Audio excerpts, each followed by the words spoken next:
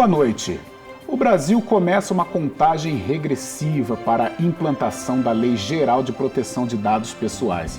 Na última semana de agosto, o Congresso Nacional aprovou a medida provisória que trata do adiamento desta lei para maio de 2021. A nova lei, que começou a ser desenhada desde 2018, tem o objetivo de garantir maior transparência com o que é feito com os nossos dados. Para explicar tudo isso, nós vamos conversar com a Janaína Nogueira, advogada especialista em Direito Digital. Janaína, boa noite, obrigado pela presença. Boa noite, eu que agradeço pela presença. Ô Janaína, nós conversávamos aqui antes de começar o programa, né? Nós estamos realmente nessa... É a geração digital, é a geração de dados, não vai ter como fugir disso mais? Não, daqui para frente é isso e muito mais, né? Em relação aos dados, sim.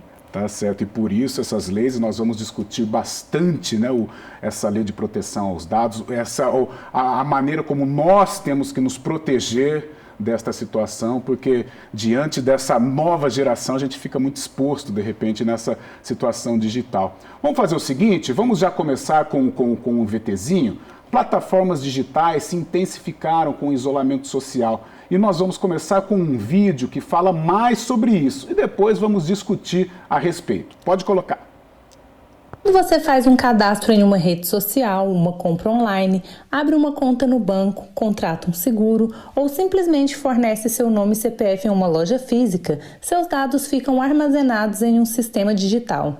E qual o problema disso? É que você fica sujeito a algumas violações de segurança, como exposição, perda ou alteração de suas informações, que podem provocar acessos indevidos a contas e fraudes. Além de danos individuais, o vazamento de dados pode trazer também danos coletivos. Do ponto de vista coletivo, o melhor exemplo de dano em larga escala foi o uso para formar perfis, né, de eleitores para o envio de propaganda política direcionada, né, micro-targeting, né, direcionada especificamente para aquele tipo, né, de eleitor. Isso foi feito pela empresa Cambridge Analytica, um escândalo mundial. Até hoje, os analistas não conseguem mensurar o potencial do dano à democracia que pode ocorrer em casos como esses, né?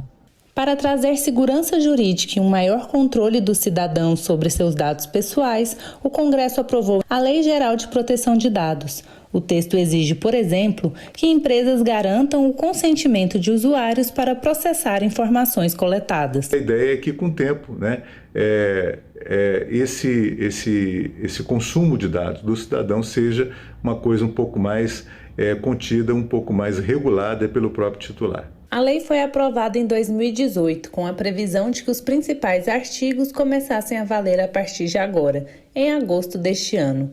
Uma medida provisória editada em abril adiava essa data para maio de 2021, mas o Senado decidiu retirar o trecho da MP que tratava disso. Assim, caso a medida seja sancionada, a LGPD entre em vigor. Esta matéria ela já foi deliberada tanto pelo Senado quanto pela Câmara, no PL 1179 de 2020. O próprio governo não está nem preparado para a implantação dessa lei. Isso vai trazer sérias consequências para todas as empresas, principalmente as pequenas e médias empresas. Em atendimento à questão de ordem apresentada pelo senador Eduardo Braga e outros líderes, esta presidência decide e declara a prejudicialidade do artigo 4º do projeto de lei de conversão. Não há nenhuma punição, o que há sim agora é um calendário estabelecido pela legislação brasileira que foi deliberado alguns meses atrás. Doutora, toda essa situação envolvendo internet, ela facilita a nossa vida, ela dinamiza a nossa vida, ainda mais nessa loucura, né, de você vai sair de casa, é falta de segurança, é um trânsito caótico, a gente sempre está brigando com o horário, ou seja, a internet ela facilita realmente a nossa vida, mas ela pode trazer grandes problemas também, né? Sérios problemas. Aliás, um dos motivos pelo qual a gente viu que eles estão discutindo a vigência dessa lei agora é justamente por conta da pandemia, porque a previsão era para maio do ano que vem, né? A princípio seria agosto, mas com a vinda da pandemia surgiu a discussão de alteração, até por conta da questão econômica também, que foi citado na matéria, mas também porque houve uma necessidade de trazer isso à tona nesse momento, justamente porque os nossos dados eles começaram a circular mais, né? É um ano que a gente está aí em questão eleitoral também, mas também tem a questão dos funcionários, né? Eles foram para home office, os nossos dados, videoconferência e também algumas questões assim de consultas médicas por videoconferência, e tudo isso trouxe à tona aí a preocupação em relação à utilização desses dados e por conta dessa maior circulação. Então, de fato, houve uma preocupação mesmo em relação a esse assunto, por isso que ele está tão à tona mesmo. E vamos bater nessa ferida aí. O que são realmente os crimes cibernéticos? O que a gente pode caracterizar realmente como um crime cibernético?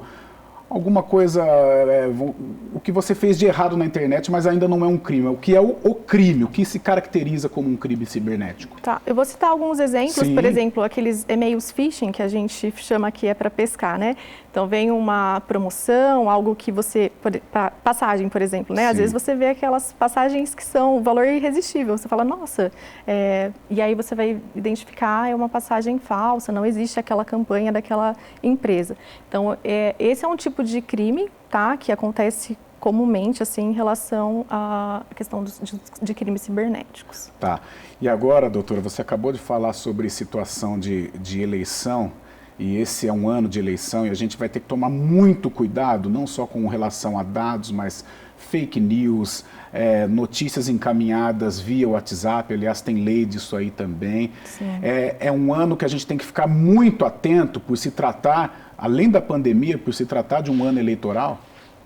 Sim, com certeza, porque os políticos eles podem utilizar nossos dados, né, justamente porque a gente até foi mencionado na reportagem o caso da Cambridge Analytica, né, nos Estados Unidos, no ano de 2016, através dos perfis formados nas redes sociais, era possível identificar que tipo de candidato aquela pessoa tinha interesse. Por exemplo, eu sou do partido tal, eu tenho propensão para ser da direita ou da esquerda, e aí, através disso, eles manipulavam essas informações, direcionando campanhas para a convicção daquela pessoa em relação ao voto.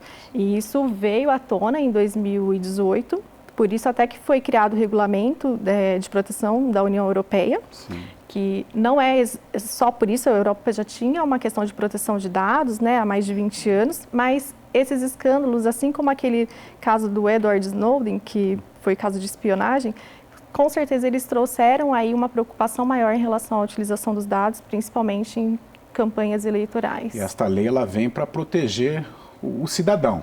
O cidadão, a pessoa física. Tá certo. Tá.